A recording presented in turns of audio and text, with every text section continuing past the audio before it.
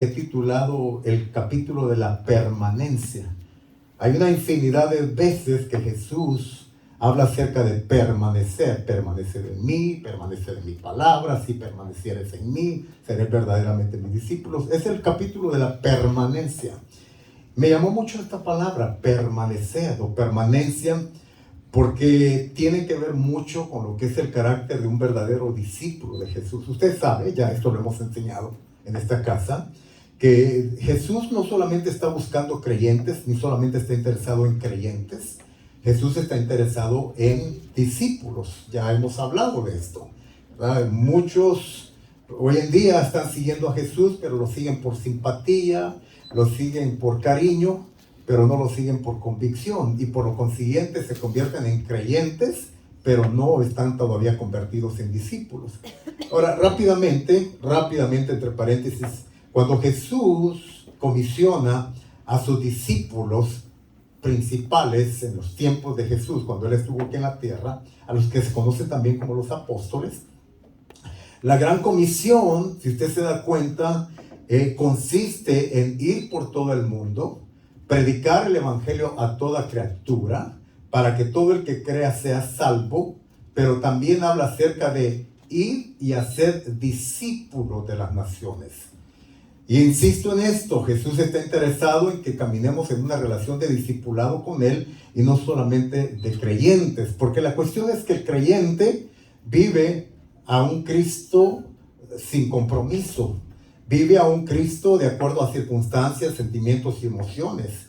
Muchos hoy en día pudieran estar aquí, pero a lo mejor les llamó más la atención el quedarse viendo el partido del fútbol, o irse al mecánico, o irse a un SWAT, o irse a comprar regalos. Entonces, sí, son creyentes, está bien, son creyentes, pero Jesús está buscando gente que tenga compromiso con Él.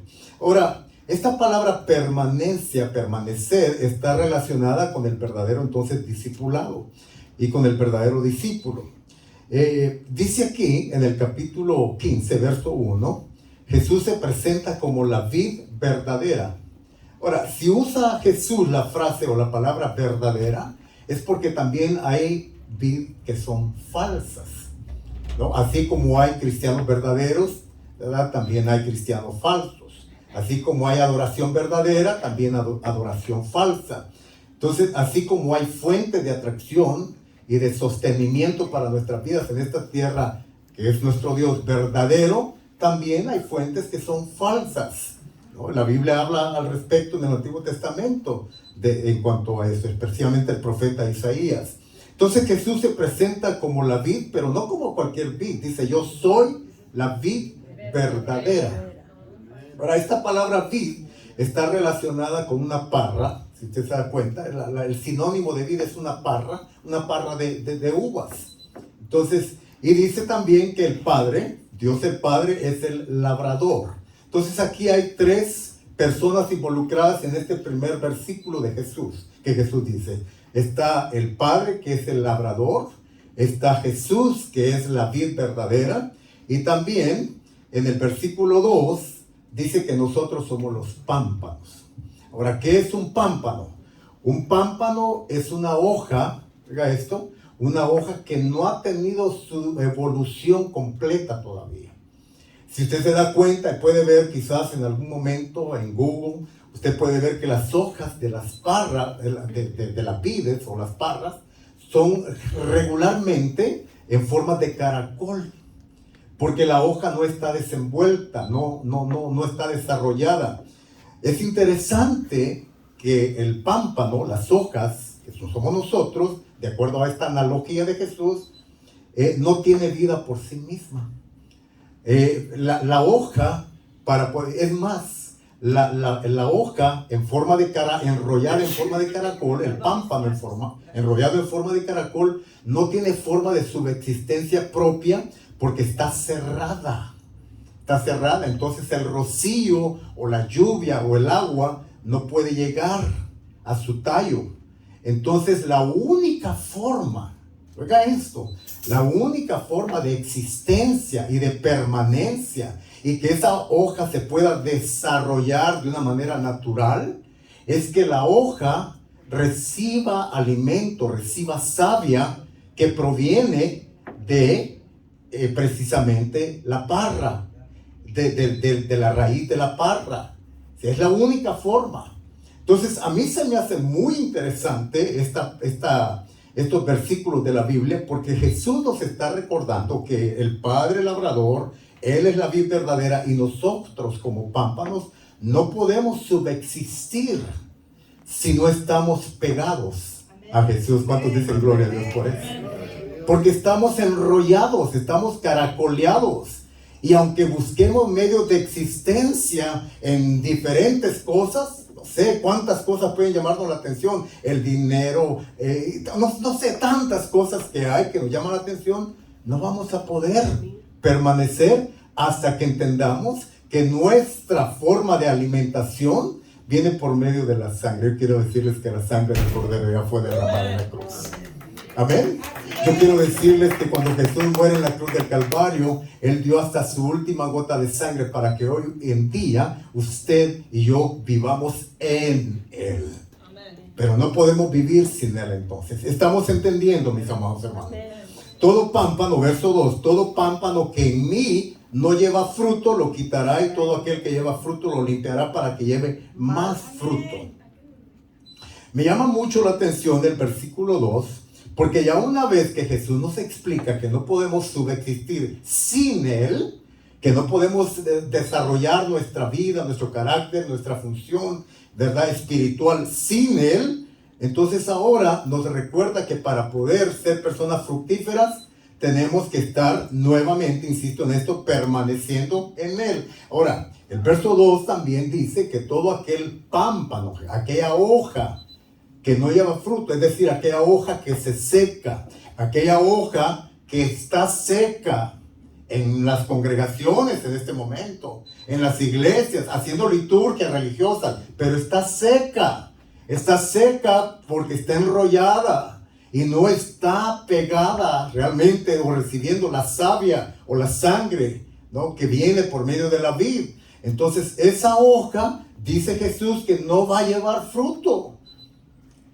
Ahora, quiero darles una estadística rápidamente. ¿Sabían ustedes de que en Estados Unidos, más o menos, somos 340 millones de habitantes, más todos aquellos que están en el anonimato todavía? Pero de 340 millones, en la última encuesta que se hizo en el 2010, se dice que aproximadamente el 89.5% somos de fe cristiana. O sea, somos gente de fe cristiana. Ahí entran las diferentes sectas, denominaciones y la religión tradicional, por supuesto, también. Ahora, casi, digamos 90%. 90% de gente decimos que somos seguidores o que somos creyentes en Jesucristo. Ahora, ¿sabía usted, ¿no?, según la revista Christianity Today, ¿no?, de que de ese 90% de cristianismo únicamente, oiga esto, únicamente el 7,9% son personas que están 100% comprometidas con Cristo, con su palabra y con sus congregaciones? Es decir, digamos así, para hacer números flat, ¿no?, parejos, es decir, un casi 80% de la gente que dice que es cristiana no tiene compromiso serio con Dios, con su palabra, con Cristo, con sus congregaciones, con los hermanos. O sea, asisten a las iglesias, van a las iglesias, y eso está bien, ¿no? Las megacongregaciones están llenas pero solamente un 7,9% están comprometidos con Dios y con lo que Él nos enseña en la Biblia. ¿Sabía usted que las iglesias hispanoamericanas aquí en Estados Unidos son sostenidas únicamente por el 12,8%? Es decir, en todos los aspectos, los que sirven, los que barren, los que sirven mujeres, los que lavan los baños, los que predicamos, los que de alguna forma tenemos únicamente un 12%, los que diezmamos, los que ofrendamos, ¿no? Entonces, las iglesias son sostenidas por un 13%, digamos, más o menos, los hispanos. Y los americanos nos aplauden por eso, porque dicen, wow, qué exitosos son. Porque en los norteamericanos, la gente anglo, la gente de aquí y también las comunidades de color, únicamente son sostenidas por menos del 10%. Menos. O sea que nosotros estamos casi 3 puntitos arriba. Amén. Derte un aplauso, hermano. Y no se loquen. Ahora, fíjese. Le pregunto, Señor, ¿realmente nos aplaude esto? Todo pámpano que en mí no lleva fruto, lo va a quitar. Lo quitará. Lo quitará. O sea, no hay forma de existencia. Número 1, si no estamos pegados a la vid, si no estamos recibiendo la sangre, que es la que nos sustenta. Número 2, nos va a quitar si no llevamos fruto. Ahora, este concepto del fruto, planteado de una forma teológica, puede tener diferentes maneras de explicarse. Algunos dicen, ¿verdad?, que es ganar almas para Cristo, ¿no? Y otros dicen que es el servicio que uno da. O sea, puede ser interpretado o puede ser manejado de una manera diferente. Ahora, el verdadero fruto. ¿Qué es el verdadero fruto? El verdadero fruto. Todo aquel que no lleva buen fruto. La forma más bíblica que yo considero que interpretamos o deberíamos de hablar del verdadero fruto es lo que dice Gálatas capítulo 5, el fruto del Espíritu, que es al final de cuentas lo que agrada a Dios. Entonces el verdadero fruto está ligado con el carácter del cristiano. Es decir, cómo somos. No tanto, fíjense, interesante, no tanto lo que hacemos, sino lo que somos. Porque podemos hacer muchas cosas, pero son agradables delante de Dios. Porque hacemos cosas a lo mejor para que nos vean. O sea, ¿cuál es la intención? ¿Cuál es la actitud? Por eso es que Dios, o sea, hay que obrar. Pero para Dios es muy importante que tengamos un buen entendimiento de por qué hacemos lo que hacemos. Esto está relacionado con el fruto. En la palabra en Gálatas capítulo 5 se habla del fruto del Espíritu. Y está hablando de características, o más bien dicho, no es características, cualidades. Está hablando de cualidades de carácter. ¿Cómo somos? Somos mansos, humildes, somos gente de fe, ¿no? El fruto del Espíritu, somos gente gozosa, ¿no? El fruto del Espíritu es mansedumbre, dominio propio, o explotamos muy rápidamente, ¿no? O sea, nuestro carácter, lo que somos. El carácter es lo que determina realmente y va a determinar cómo vamos a vivir la vida. Si no somos gente de carácter, o sea, de fruto agradable delante de Dios, tarde que temprano la máscara se nos va a caer. Tarde que temprano nos vamos a dar cuenta de que estamos marchitos o marchitados, como hojas secas. ¿Por qué? Porque no estamos dando buen fruto. Y tarde que temprano, el labrador va a podar. Todos aquellos que saben de la jardinería y saben de lo que es el landscaping y todo eso, saben de que es necesario, ¿verdad?, por lo menos una vez al año, podar. Usar la tijera y podar. Los rosales se tienen que podar, porque si no se podan, ¿verdad?, las rosas el siguiente año salen marchitas. Los árboles tienen que ser podados. Yo tengo un árbol, pero es demasiado grande y no me animo a cortarle la rama. Está muy alto, tengo miedo de caerme. Y ya lleva 2 años ahí viviendo y ya las ramas se están saliendo, pero salen todas así como secas, tristonas. Era mi vecino, podó bien bonito su árbol y lo dejó bien bonito. Y este año le dio unas ramas verdes, hermosas. Eso es la naturaleza hablándonos, ¿no? Porque hay mucho cristiano marchito o marchitado hoy en día. Son preguntas que tenemos que hacernos, de análisis para nosotros mismos. Dice entonces Jesús que todo árbol, todo pámpano, que en mí no lleva fruto, dice que el Padre lo va a quitar. Pero oiga esto, y todo aquel que lleva fruto, lo va a limpiar para que lleve más fruto. Ahora, este proceso del podamiento, este proceso de la limpieza, este proceso de la purificación, no es algo que nos guste mucho. ¿Por qué? Porque está relacionado en el ámbito de nuestra fe con Dios, está relacionado con pruebas, está relacionado con luchas, está relacionado con tribulaciones, está relacionado con procesos que Dios quiere hacer en nuestras vidas. Me gusta decir eso, aquello que nosotros llamamos problemas de la vida, realmente no lo son, sino simple y sencillamente para el cristiano son procesos que Dios está permitiendo en nuestras vidas. ¿Por qué? Porque Él quiere limpiarnos. ¿Cuántos dicen gloria a Dios por eso? Porque al final de cuentas, ¿cuál es la meta? Que si estamos más limpios, vamos a producir un fruto más agradable delante del Padre. Por eso es que el Padre está interesado en limpiarnos, en purificarnos, en podarnos, usar los procesos de la vida en las diferentes circunstancias que se nos presentan. ¿Para qué? Para que alcancemos un carácter más sólido, para que tengamos un fruto más agradable, para que sea el Espíritu gobernando nuestras vidas. ¿Cuál es el gran problema de muchos de nosotros los cristianos? Nuestros nombres están escritos en el libro de la vida, vamos al cielo, ¿verdad? Un hermano una vez platicando todo esto me decía, no, mire hermano, lo importante es que yo llegue al cielo. Así, lo importante, y él lo veía o lo ve de esa manera, no importa, aunque sea en el último vagón del tren, pero yo quiero llegar.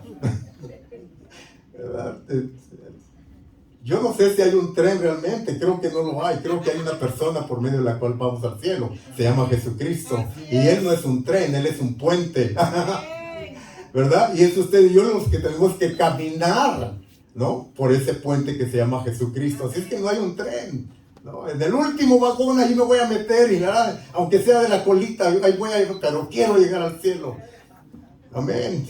Bueno, sí es cierto, vamos al cielo, nuestro nombre está inscrito, la obra de Jesús en la cruz, la sangre, ¿verdad?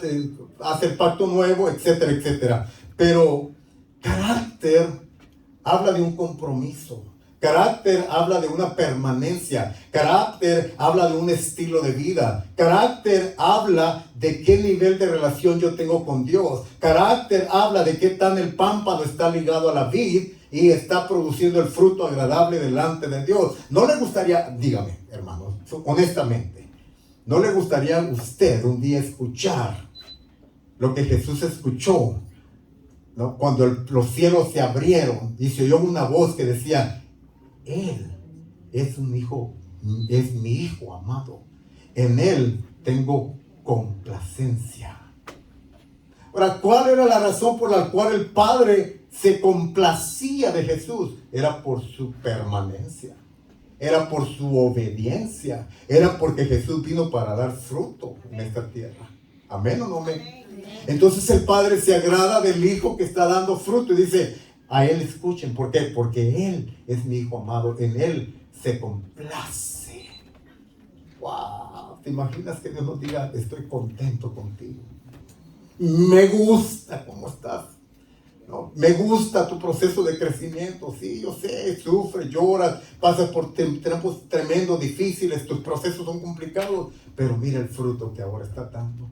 Ya no eres el mentiroso que eras antes, ya no eres el falso que eras antes. Ya ahora tu fruto de carácter es más evidente, ahora eres más paciente, ahora eres más coherente, ahora eres más fiel, ahora eres más entregado, ahora vives una vida de santidad más pura delante de Dios, ahora ya no te andas escondiendo de los cristianos o del pastor o de los líderes o de tu esposa o de tu esposo o de tus hijos, ahora ya no vives con una falsa expectativa cristiana, ya no usas caretas religiosas o máscaras religiosas. ¿Por qué? Porque ahora eres más genuino. Diga conmigo, genuino. Eres más auténtico. ¿Sabe que a Dios le gusta la gente auténtica? Una vez el pastor César, le mando saludos a mi amigo César, seguimos orando por vos, amado hermano, te amamos mucho.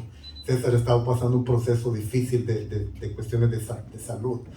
Y César una vez me decía, Mauricio, ¿sabes que Dios no tiene problema con el pecado? Pero Dios tiene mucho problema con la gente que oculta y esconde su pecado.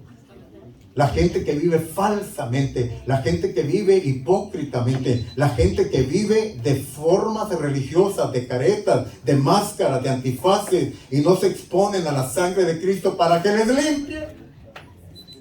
¿Sabían ustedes que Dios perdona pecados, mi amado hermano? ¿Por qué no le pedimos perdón entonces? Y seguimos viviendo en nuestra falsedad religiosa. ¿Por qué seguimos insistiendo en tratar de engañar? Pues digo, podemos engañar al pastor, podemos engañar a la gente, pero ¿podemos engañar a Dios? No lo podemos engañar. ¿No sería mejor exponernos delante de Dios? Yo tengo mucha admiración, mucho respeto para aquellas personas que dicen, tengo un problema, necesito que oren por mí. Yo aplaudo a esa gente. ¿Sabe por qué? Por la sinceridad. Porque saben que están reconociendo que tienen una necesidad de Dios. ¿Cuántos saben aquí que todos estamos necesitados de que Dios nos limpie todos los días? Entonces dice, mira, la palabra de Dios rápidamente dice, si confesamos nuestros pecados, Dios es fiel y justo para perdonarnos y para limpiarnos. Si confesamos. Primera de Juan capítulo 1, versos 7 al 9. Y en el Antiguo Testamento dice, la palabra de Dios, dice, el que confiesa su pecado y se aparta de él alcanzará misericordia. El que no lo confiesa no prosperará. Será como rama seca. El que no confiesa, esconde su pecado, será como rama seca. El gran problema de muchos cristianos hoy en día, que están secos delante de los ojos de Dios, están secos en las iglesias, están secos, es porque hay cosas ocultas. Cuando tenemos la bendición, el privilegio de venir al trono de la gracia, mis amados hermanos.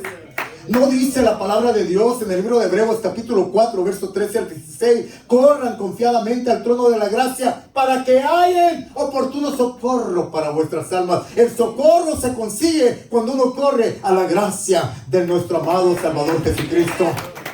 Y por medio de su sangre derramada, mis pecados son limpios, son purificados. Y entonces ahora sí estoy ligado a la vid verdadera. Entonces el Padre está limpiando en esto. Hermano, si estás pasando un tiempo de procesos en tu vida, que a lo mejor tú piensas que son problemas, ya no le llames problemas, llámele procesos. Llámele procesos. Y con eso, lo que la palabra nos recuerda en esta mañana es que Dios tiene la mirada puesta en ti. Te está perfeccionando para algo mejor. Gloria a su nombre. El Padre, el labrador, está perfeccionando tu carácter porque quiere llevarte a un nuevo nivel. Quiere dimensionar tu fe, tu cristianismo. Porque ya vio que no eres de esos cristianos que para que estén sentados en una silla. Dios sabe que tienes algo más que rendir para su gloria y para su honra en esta tierra. ¿Cuántos dicen gloria a Dios por eso? Verso 3. Ya vosotros estáis limpios por la palabra que os he hablado. El proceso de la purificación, el proceso del perfeccionamiento, el proceso en el cual Dios trabaja en nuestra vida se llama la palabra. La palabra ¿de quién? La palabra de Dios, la palabra de Jesucristo. La palabra es la que nos limpia. La palabra, dice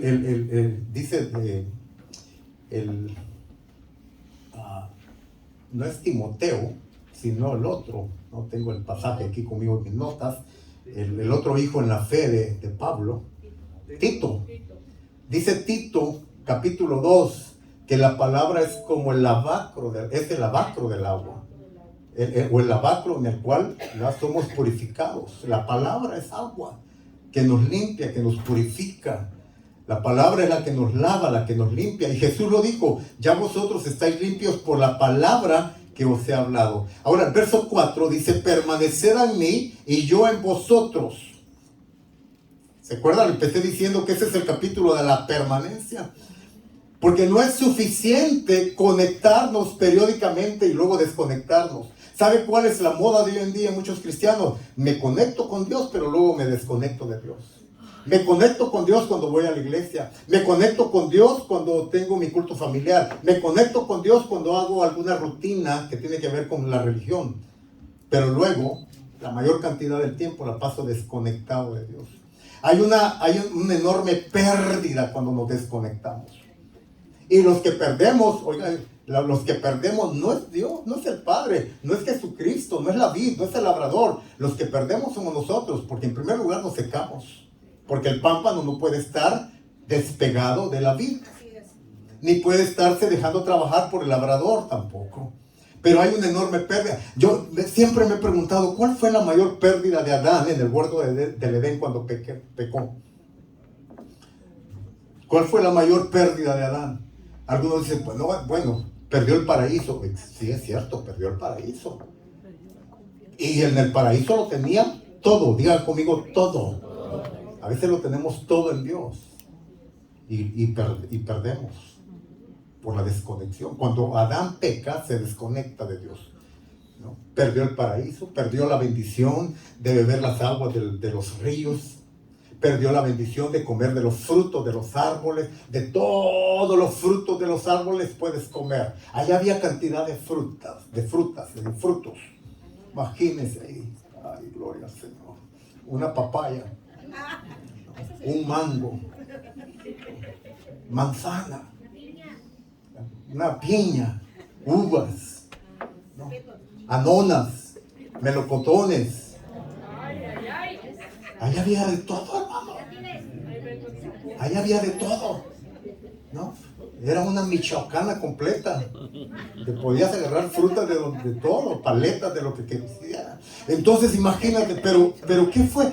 ¿Cuál fue la mayor pérdida de Adán en el huerto del Edén? No fue el paraíso. No fue el fruto o las frutas que habían ahí. No fue las aguas de los ríos que corrían ahí. ¿Saben cuál fue la mayor pérdida?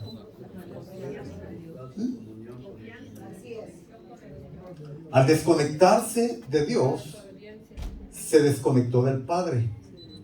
Al desconectarse del Padre, se perdió su identidad de hijo. Cuando perdió su identidad de hijo, entonces cayó en la confusión en la cual mucha gente hoy en día está. No saben qué quieren, a dónde van, o por qué viven. No saben, porque no tienen identidad de hijo. ¿Por qué? Porque están desconectados del Padre, que es el labrador. Perdemos muchísimo cuando nos desconectamos de Dios. Por eso es que Jesús insiste y dice, no, permanezcan en mí y dejen que yo permanezca en vosotros. Está hablando de una conexión. Está hablando de una permanencia en la cual, oiga esto, en la cual uno da, pero también recibe.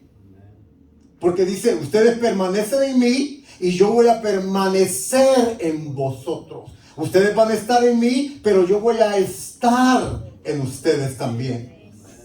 Y como el pámpano no puede llevar fruto por sí mismo si no permanece en la vid, así tampoco vosotros si no permaneciereis en mí.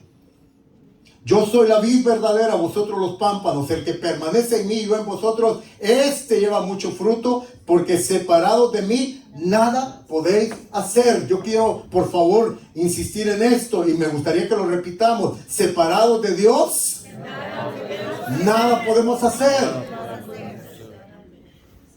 Ayer les hablaba a los hombres y les decía, ¿saben lo que significa el término o la palabra hombre?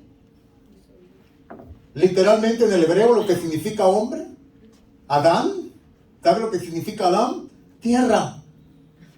Tierra. Eso es lo que significa. O sea, sin Dios, todo lo que nosotros somos, oigan esto, hombres y mujeres también. Todo lo que nosotros somos sin Dios es un montón de tierra. Unos más altos que otros. O sea, unos más altos que otros. Unos de un color, otros de otro color. Pero seguimos siendo, ¿qué? Dígalo conmigo. ¿Sabe cuándo el hombre empezó a ser un ser viviente? Cuando Dios sopló aliento de vida. Es decir, cuando Dios se metió en el espíritu del hombre.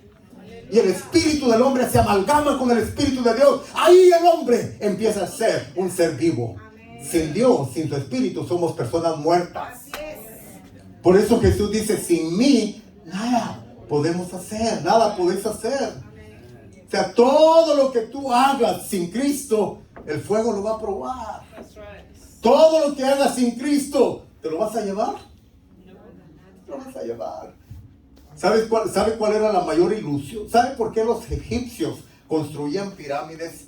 Y esas pirámides, ¿sabe de qué consisten? Dicen los estudiosos, consisten en tumbas. ¿Y sabe por qué? ¿Sabe? Porque ellos eran politeístas, creían en diferentes dioses, deidades, no tenían una relación con el Padre Celestial. Entonces ellos esperaban el futuro de una forma ilusoria. Por eso es que las pirámides tenían ciertas formas, ¿no? Para poder, porque ellos, nosotros, mis amados, porque, y los enterraban con todos sus tesoros. El tesoro de Tutankamonte, el tesoro de la reina no sé qué, de la Cleopatra, porque pensaban que ellos se podían llevar sus tesoros. Hasta hoy en día algunos ya los están encontrando. No se puede llevar nada de esta tierra. Tu única garantía cuando te vayan, de acuerdo a la palabra de Dios, la garantía que tenemos es nada más lo que sembramos en el cielo. Por eso Jesús dice cosas como esta: no hagáis tesoros aquí en la tierra. No hagáis tesoros aquí en la tierra, donde el siguiente esposo de tu esposa se va a quedar con todo lo que tú trabajaste. No hagáis tesoros aquí en la tierra donde la esposa de tu esposo se va a quedar con todo. O los hijastros, o los hijos van a venir y van a malmatar toda la herencia que les das. Como no les costó a ellos. Como sí, por lo que no cuesta, lo malgastas. Y con esto, por favor, no me malentiendan, no estoy diciendo que no sea una persona sabia, prudente, no estoy hablando de eso, estoy hablando de ser necio. Esa es la palabra que Jesús dijo, necio, porque has acumulado todo en este granero, diciendo, ahora sí, alma mía, ahora sí, gózate. Dice, hoy van a venir a pedir cuentas por tu alma. No, dice, haz tesoros en el cielo donde el ladrón no roba, donde la polilla no corrompe, ¿okay? Allá es que hay que hacer tesoros. Y esto no está hablando de que mandes 1000 o que dinero. Esto está hablando de qué es lo que siembras con tu vida, con tu carácter aquí en esta tierra. Permanece en mí, yo en vosotros. Como el pámpano no puede llevar el fruto por sí mismo si no permanece en la vid, así tampoco vosotros si no permanecéis en mí. Yo soy la vid, vosotros los pámpanos. El que permanece en mí, yo en vosotros, o yo en él, este lleva mucho fruto, porque separados de mí, nada podéis hacer. Verso 6, estamos llegando al 8. El que en mí no permanece, será echado fuera como pámpano y se secará. Es lo que le estoy diciendo. Insisto en esto, como la hoja está caracoleada, no puede recibir rocío, no puede recibir agua, la única forma es la conexión que está con la vid, entonces se va a secar, tarde que temprano se va a secar. El que en mí no permanece será echado fuera como pámpano y se secará. Y luego, ¿qué sucede con las hojas, con los pámpanos que se secan? Viene el padre, el labrador los recoge y los echan en el fuego y empiezan a arder. ¿Para qué sirve un pámpano seco? Para ser echado en el fuego.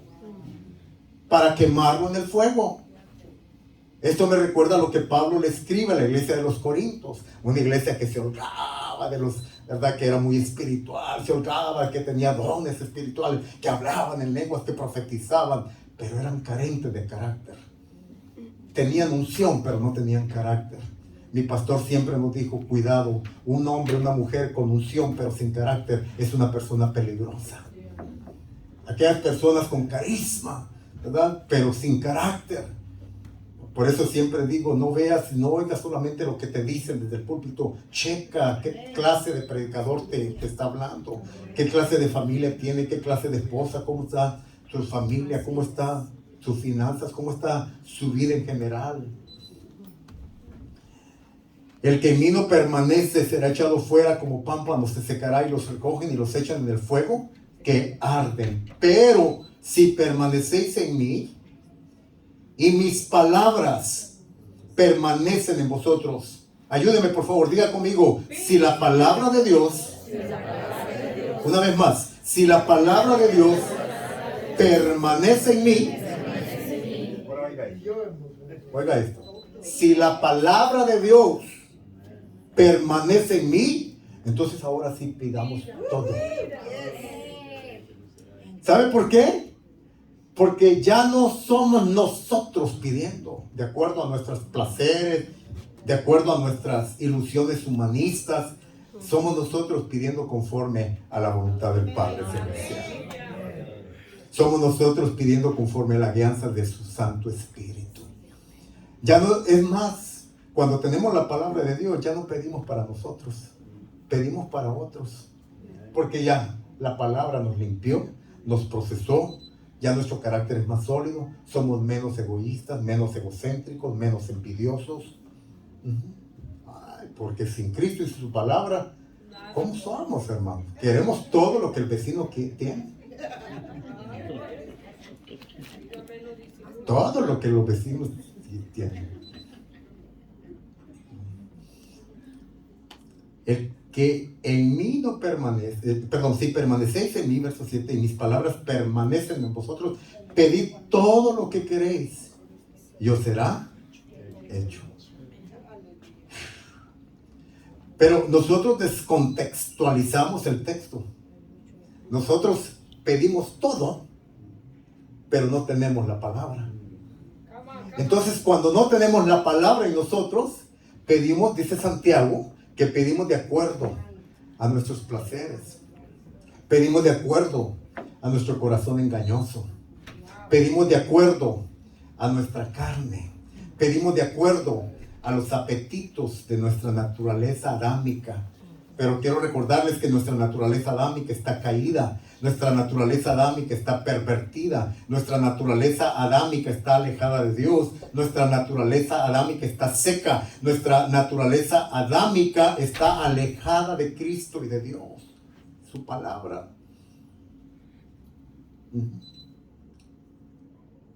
Dice Santiago, pedís y no recibís. Era centroamericano. Pedís y no recibís. Pedís y no recibís. Porque pedís mal. ¿Por qué pedimos mal? Porque pedimos conforme a los deleites de nuestra carne. Porque pedimos sin la palabra de Dios. Porque pedimos alejados de la vid. Somos hojas errantes que andan vagando por ahí, secas, pero sí pedimos. Y no recibimos, dice Santiago, porque pedís para vuestros propios deseos, para vuestras propias cosas. No, pero dice Jesús, permanece en mí y mis palabras permanezcan. Ahora, ¿qué es permanecer en la palabra de Dios? Permanencia, permanecer. Esta palabra permanencia lo que significa, no solamente es estar en, pero significa vivir en la palabra. Es decir, no solamente es conocer la palabra, pero que la palabra me conozca a mí. No solamente es que yo conozca y que la palabra me conozca a mí, pero significa también que yo tengo que ser un fiel aplicador de la palabra. Fíjate que muchos de nosotros los cristianos hoy en día, mira, hay cosas que a mí me bendicen, hermano, de verdad, hay cosas que me bendicen de las redes sociales. Hay cosas que me gustan, hay predicadores, maestros de la palabra que me gusta escuchar. Pero ¿sabe una de las cosas que no me gusta? Cuando empiezo a ver o a escuchar en las redes sociales a teólogos debatiendo entre ellos mismos, a veces por cosas muy secundarias, muy insignificantes, y dando un mal testimonio, gastando tiempo, gastando, no sé, energías, ¿no? ¿Y sabe cuál es el peor fracaso de un teólogo? Conocer mucho, pero no tener la capacidad de aplicar lo mucho que sabe. Oh, no me malentienda. Yo siempre digo, me gusta decir esto. No está mal la teología, no está mal conocer, porque sin conocimiento, ¿cómo vamos a saber? Jesús dijo, conoceréis la verdad y la verdad te hará libre. Si conociereis, dice Jesús. ¿Quién es el que habla contigo?, le dijo a la mujer. Hay que conocer. Pero la palabra conocer está relacionada con permanencia. Y permanencia es no solamente no solamente es una sabiduría superficial de la mente, un conocimiento superficial de la mente. Es más bien un conocimiento experimental. Yo puedo saber que una fruta amarillita, ¿no?, que tiene carnita y es jugosita por dentro, se llama naranja. Yo conozco lo que es una naranja. Pero cuando yo conozca de verdad la naranja es cuando la pruebe. Mientras yo no la pruebe, no voy a saber si es dulce, si está medio ácida o medio amargosa. Mucha gente tiene conocimiento de Dios, Pero mientras no prueben a Dios en la forma experimental de la vida, no van a saber realmente cómo es Dios. No es suficiente saber de Dios. Hay que conocer a Dios. Entonces dice permanecer en mis palabras. Es decir, lo que vayas aprendiendo diariamente, aplícalo. Les decía de los teólogos que saben mucho y que se ponen a discutir y qué capacidad de conocimiento el que tienen. Pero regularmente aquellas personas que están debatiendo en las redes sociales son personas que no hacen nada para el reino. Conozco gente que como critican lo que uno dice, lo que uno hace, pero ellos, ¿cuántas almas han ganado para Cristo? ¿Qué han hecho para Cristo? ¿Qué están haciendo para Cristo? Aquellas personas malgastando su tiempo en criticar lo que otros cristianos hacen, están perdiendo su tiempo en eso, en criticar, y no están produciendo para el reino. El Señor les va a llamar a cuentas en el día del juicio. Dice, si permanecéis en mí, mis palabras permanecen en vosotros, pedid todo lo que queréis y os será hecho. Todo. Hermano, todo es todo. Pero uno tiene que pedir con la palabra. A mí me impacta mucho la vida de nuestro Señor Jesucristo, cómo Él vivía. Jesús no se movía. El éxito del ministerio de Jesús en su predicación, en su enseñanza privada con sus discípulos, en la manifestación de los milagros que habían, en las sanidades, en las liberaciones de los demonios, aún en las resurrecciones de los muertos que Jesús hizo, a mí me impacta. Pero ¿sabe cuál era el éxito de Jesús? Que Él no hacía absolutamente nada sin estar permaneciendo en la palabra de su Padre. Por eso es que Él decía cosas como esas. Todo lo que mi Padre es lo que yo les digo. Todo lo que mi Padre me dice que haga es lo que yo hago. Aquel día cuando llegó aquella noticia, tu amigo Lázaro está muriendo. Por favor, ven, es tu amigo. Sí, voy a ir, pero no es mi tiempo. Pero va a morir. No es en mi tiempo. Pero Señor, son tus amigos. Que un judío no vaya al funeral porque a Lázaro lo enterraron. Cuando Jesús llegó ya hacía 4 días. La costumbre judía es que un judío que conoce a otro judío y no va a su funeral es una forma de ofensa horrible. Por eso cuando Marta lo sabe recibir, no lo recibió como lo recibió en su casa cuando lo atendía y le servía, sino que llega con reproche y dice, Señor, si hubieras estado aquí, mi hermano no hubiera muerto. El reproche, el resentimiento. O sea, no estuviste, era nuestro amigo. Y no viniste para enterrar, no hiciste una oración cuando estamos enterrando, no oraste por él cuando estuvo enfermo. Y eres nuestro amigo, Señor. Era una forma de reproche. Si hubieras estado aquí. Pero Jesús no se dejaba llevar por lo que sentía o por lo que le decían. Él dijo estas cosas. No, espérense, tranquilo. Esta enfermedad no es para muerte, sino para la gloria del Padre. ¿Cómo Jesús sabía eso? Porque ya el Padre se lo había dicho. Jesús no hacía nada sin la voluntad del Padre. Oraba por las enfermas o liberaba la palabra de sanidad porque Jesús no oraba por los enfermos. Jesús liberaba a los enfermos con la palabra. Sé sano. Tu fe te ha sanado, te ha salvado. O sea, la palabra. ¿Sabe por qué? Porque el Padre estaba tan compenetrado con el Hijo, porque el Hijo era la misma palabra encarnada. En el principio era el verbo era con Dios y el verbo era Dios. Jesucristo no solamente conocía la palabra, Él era la palabra.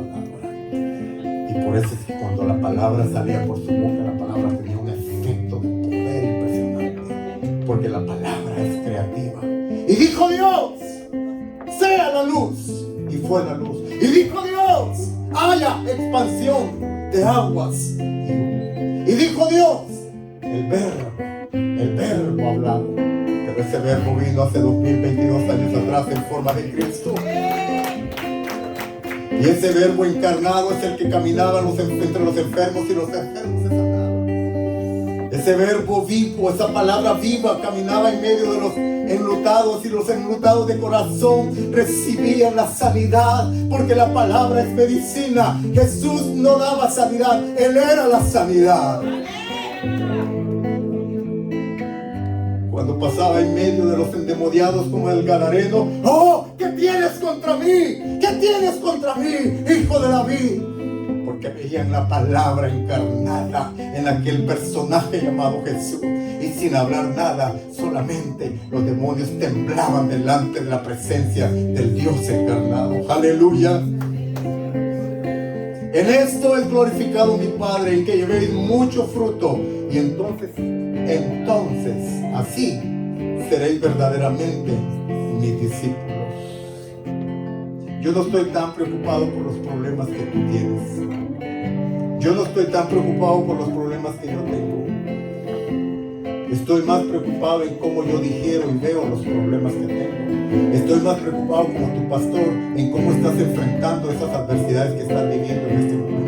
¿Cómo las estás enfrentando? Si no las enfrentas con Dios y con su palabra, te vas a ahogar, vas a perecer, te vas a frustrar, te vas a decepcionar, vas a llorar lágrimas de sangre. Y el proceso que Dios quiera a lo mejor sacarte en un día, a lo mejor lo vas a prolongar por un mes, por un año, porque estás caminando de acuerdo a tu propia forma de pensamiento, pero no estás caminando conforme al pensamiento de la palabra de Dios para ti. Por eso yo te animo, mi amado hermano, en esta tarde, en el nombre de Jesucristo. Afírmate en Dios. No busques a Dios nada más cuando tengas necesidad. Búscalo en todo tiempo, porque todo el tiempo estamos necesitados de Él. No busques a Dios de una forma caprichosa. Busca a Dios porque tu alma necesita estar ligado a ese Dios verdadero, porque sin Él nada podemos hacer. Sin Él nada podemos hacer. Todo lo que tengas, todo lo que vivas, todo lo que experimentes sin Dios es basura. El fuego lo va a probar y tarde que temprano te vas a dar cuenta que no llena tus expectativas, que no sacia tus expectativas, que no reúne los requisitos para ser una persona feliz, porque el único que te puede hacer feliz es Dios y su presencia. Solamente en Él estamos, solamente en Él estamos completos. Yo soy la vid verdadera, dice Jesús, mi Padre es el labrador, vosotros sois los pámpanos. Todo pámpano que en mí no lleva fruto lo voy a quitar, pero todo pámpano que permanece en mí lo voy a limpiar para que lleve mucho más fruto. Padre, te doy gracias esta tarde por tu palabra, porque por ella me limpias, me instruyes, me capacitas. Por ella viene revelación a mi corazón de la forma que tú quieres que vivas. Señor, no basta ser un creyente, tú quieres que sea un discípulo. No basta que conozca tu palabra, tú quieres que la palabra me conozca a mí y que la palabra sea experimentada diariamente. Señor, que en medio de los procesos que vivimos podamos entender que tú estás trabajando en nuestros corazones, y no porque nos odias, no porque quieres el mal para nosotros, sino porque quieres bien, porque nos quieres llevar a un nivel superior, porque nos quieres acercar más a ti, porque quieres que vivamos como cristianos auténticos, no como cristianos hipócritas, mentirosos, falsos, sino como cristianos verdaderos, Señor. Que podamos honrar tu nombre donde quiera que andemos, donde quiera que estemos, de lo que digamos, que pueda ser para la gloria de tu nombre, Jesús. Espíritu Santo, lléname. Espíritu Santo, consúmeme con tu presencia. Menos de mi carne, más de tu presencia, Dios. Menos de mí, más de ti, Dios. Menos de mis cosas, más de lo tuyo, Dios. Porque separado de ti, nada puedo hacer. Señor, que tu presencia sea mi base de vida. Que tu presencia sea la que me sustente, Dios. Que tu presencia sea la que me dé, Señor, autorrealización. Señor, como decía Moisés, si tu presencia no ha de venir conmigo, no me saques. Señor, de esta vida sin tu presencia, Dios, no vale la pena. Esta vida sin tu presencia verdadera, Señor, no vale la pena. Te necesito, Dios. Límpiame, Señor, lo que no te gusta, lo que no te agrada. Papito, aquellas cosas que te impiden que seas más real en mi vida, limpiame, Señor. Límpiame, Señor, purifícame, Señor. Arranca lo que no sirve, papá. Mete tu mano, Espíritu Santo. Mete tu mano, Dios. Quita lo que no me agrada, porque lo necesito. Padre, quiero más de ti. Quiero más, vivirte más, Jesús. No quiero despegarme, Señor, de ti, porque sin ti me seco. Como el pámpano, Señor, se seca si no está pegado a la vid. Señor, yo como tu hijo no quiero perderme la bendición de estar conectado contigo y con tu presencia, papá. Obra en mí, Espíritu Santo, mete tu mano, Espíritu Santo, límpiame, Espíritu Santo, purifícame, Espíritu Santo, arranca de mí lo que no te agrada, Dios, límpiame, Señor, con tu presencia y tu palabra, por favor, Dios, en el nombre de Jesús. Oh, gracias, papá, gracias, papá. Póngase de pie en esta tarde, mi amado hermano, por favor. Póngase de pie delante de la presencia del Dios real y verdadero. En esta tarde, antes de salir de ese lugar, ¿por qué no nos exponemos al Espíritu? Diciéndole, Espíritu Santo, aquí estoy. Espíritu Santo, tú conoces todo lo que hay en mí. A ti no te puedo engañar, Espíritu Santo. Tú sabes lo que necesito, tú sabes cómo me siento en este momento, tú sabes las cargas que traigo, tú sabes las ataduras, tú sabes los problemas, tú sabes, Señor, lo que yo necesito. Y antes de irme de este lugar, Señor, antes de irme de este lugar, ahora, Señor, me he expuesto a tu palabra me ha expuesto a ti, pero ahora, Señor, voluntariamente yo me expongo, Espíritu Santo, a tu presencia. Mientras cantamos una alabanza al Señor, vamos a exponernos delante de los ojos de aquel que todo lo ve.